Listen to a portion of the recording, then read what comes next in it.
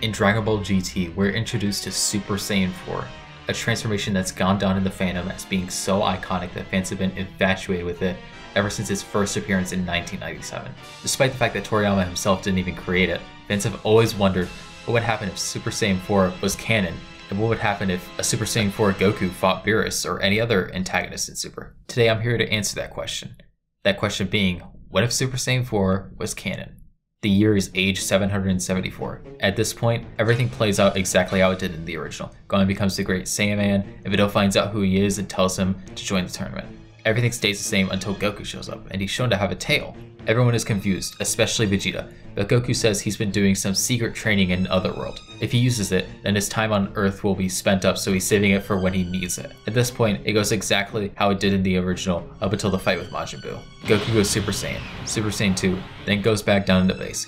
He starts powering up again, his hair growing out, and his entire body getting wrapped in a golden glow. Once the glow is gone and everything calms down, everyone feels Goku's immense ki, and he's revealed to have Super Saiyan 4. Oh, what a useless transformation. You've changed your hair, so what? Yeah, this is just another costume change for the weakling Saiyan.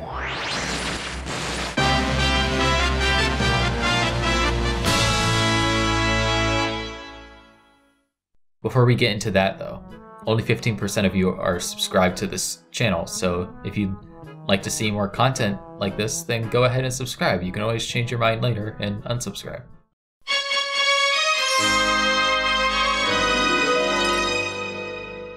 While we don't know Super Saiyan 4's exact multiplier, we do know it's around the same as Goku and Vegeta's multiplier when they fused together. So on one hand, this is a good thing because it means Goku could beat Buu without a second thought. However, Goku was never trying to do that. In the original story, we clearly see that he's just trying to get Trunks enough time to get the radar. So the fight goes almost exactly how it did originally. The only difference is that Goku doesn't have enough time to teach Goten and Trunks the fusion dance, since the power he's used up was far greater than he did in the original fight. So Goku tells Piccolo to try and get the boys to train in the hyperbolic time chamber, since he doesn't have enough time to teach the two the fusion dance. Once Goku goes back to Otherworld, he meets Gohan, and everything goes exactly how it did originally until Super Buu shows up at the lookout. And this is where things take a turn for the worse. Even with all that time in the time chamber, and both of them unlocking Super Saiyan 2, it just isn't enough to beat Super Buu.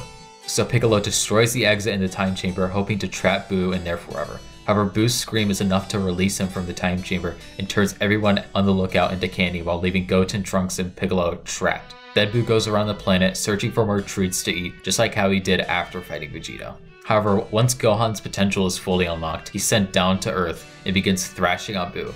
At this point, everything's looking up. Buu's getting decimated by Gohan, and there's no one for him to absorb, except for Gohan. At one point in the battle, Buu takes a part of himself and attaches it to Gohan, absorbing him. While he's not as strong as the canon version of Buuhan since he's missing Piccolo, Goten, and Trunks, he's still incredibly strong and would be the strongest character so far. Except for Goku, who's now alive thanks to Elder Kai giving his life. Alright,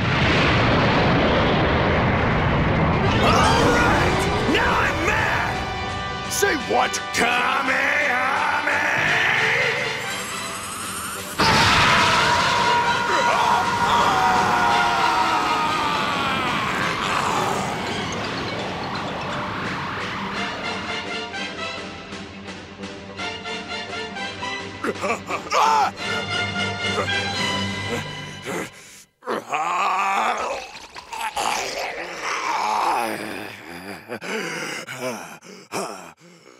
There, good as new.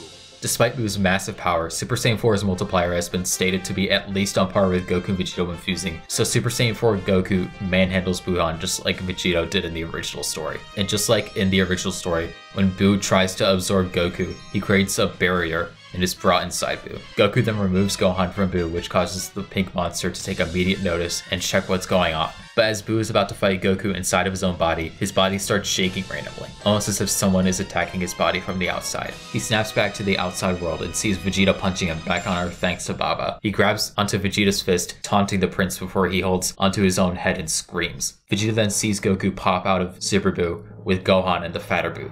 He has a lot of questions, but he couldn't ask any of them since Buu continued screaming and transformed into Kid Buu. Goku and Vegeta were at first confused. Vegeta even made fun of the Majin's appearance until Buu sent a ki ball towards the Earth. Goku stopped the ball of ki with his own, questioning what Buu was doing, but Buu just ignores Goku and charges up another. even larger ki ball. In the original, Goku and Vegeta in Super Saiyan 2 weren't strong enough to beat him, but since Goku is in Super Saiyan 4, he's more than enough for Kid Buu. So Buu is finally defeated. The Namekian Dragon Bones are used to revive the people of Earth, make them forget about Buu, and bring Goten, Trunks, and Piccolo out of the time chamber.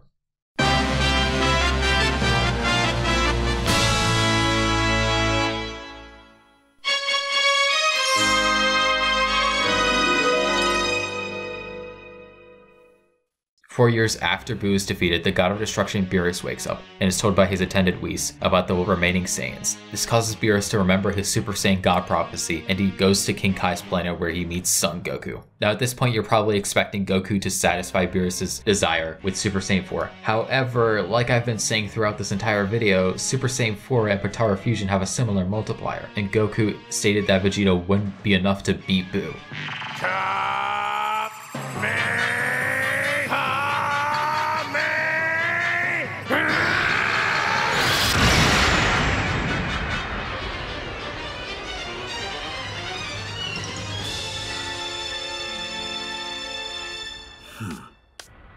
How much can he take?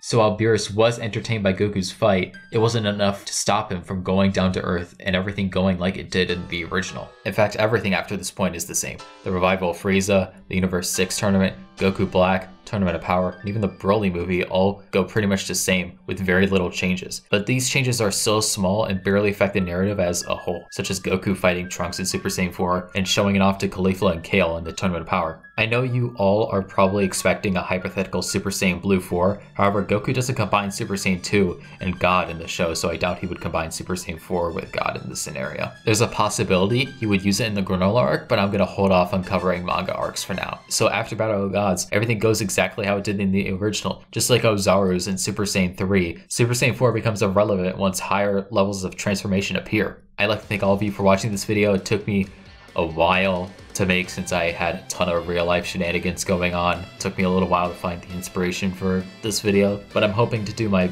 best to upload more frequently. A super special thank you to the Jet Set Nerd over on Twitter for doing the art for this thumbnail. If you want to commission him, then send him a DM or something. Any other credits such as music or what renders I use are currently on screen and should be in the description. If there are any other like what if videos you'd want me to make about, go ahead and comment your ideas to me. And that's about it. I really appreciate it if you guys subscribe. So yeah, that's it. And I will see you guys in the next video.